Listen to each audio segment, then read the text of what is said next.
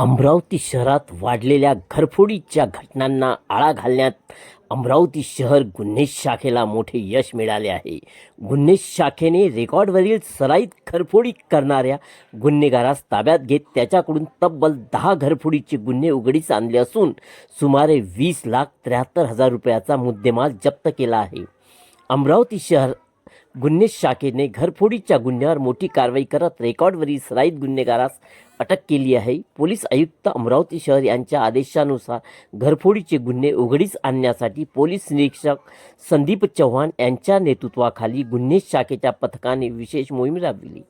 Rajapeth police ठाण्यात दाखल गुन्ह्यांच्या समांतर तपासादरम्यान पंकज राजू गुंडाने वय 28 राहणार चौरेनगर अमरावती हा सराईत घरफोडी करणारा गुन्हेगार असल्याचे निष्पन्न झाले. त्याच्यावरील अमरावतीसह विविध शहरामध्ये 40 ते 50 घरफोडी व चोरीचे गुन्हे दाखल आहेत. गुप्त बातमीदाराच्या खात्रीशीर माहितीनुसार आरोपी रेल्वेमधून प्रवास करत असताना मालखेड परिसरात त्याला ताब्यात घेण्यात आले.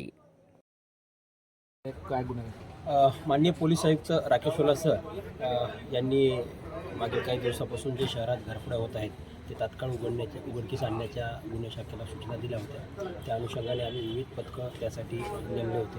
त्यापैकी आमचे जे गुन्हे शाखेचे PPI महेश रुंगुले त्यांचं पथक आहे. त्यांनी मागील काही दिवसापासून जो एक सराईत गुन्हेगार आहे तर यापूर्वी भरपूर गुन्हे दाखल आहेत. अमरावती, वर्धा, यवतमाळ, नागपूर अशा ठिकाणी गुन्हे दाखल आहेत. पंकज गोंदाने अमरावतीला राहणार आहे. बऱ्याच दिवसापासून फरार होता.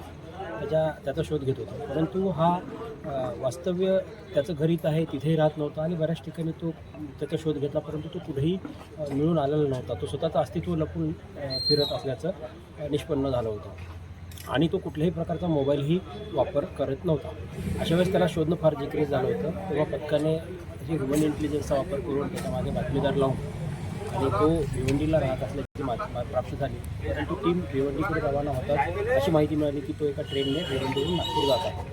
तेव्हा टीम इथून आमची भुसावळला गेली. भुसावळहून टीम रेल्वेमध्ये चढली आणि रेल्वेमध्ये त्याचा शोध घेतला असता आपल्या या मालखेडजवळ आल्यानंतर तो रेल्वेच्या एका रिझर्वेशनच्या बुकीमध्ये मिळून आला. तेव्हा त्याला ताब्यात घेतलं. ताब्यात घेऊन त्याला इकडं ऑफिसला आणून सविस्तर चौकशी केली. चौकशी केल्यानंतर त्यांनी अमरावती शहर आयुक्तालयामधले राजापेठ पोलिसांची 4, बडनेरा पोलिसांची 4, नांदगाव पेठचं 1 आणि गाडगेनगरचं 1 अशा ठिकाणी घरफोडी केल्याची कबुली दिलेली आहे. या सर्व गुन्ह्यातील संपूर्ण मुद्देमाल आम्ही हस्तगत त्याच्याकडून केलेला आहे.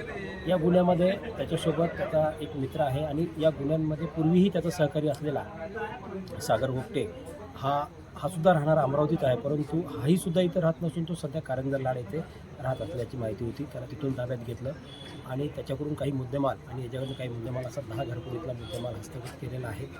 यापुढेही शहर गुन्हे शाखेकडनं शहरामध्ये जे घरफोड्या झालेल्या आहेत किंवा इतर गुन्हे झालेले आहेत ते लवकरच उघडकीस आणून सर्व मुद्देमाल हस्तगत करण्याची प्रक्रिया सुरू आहे.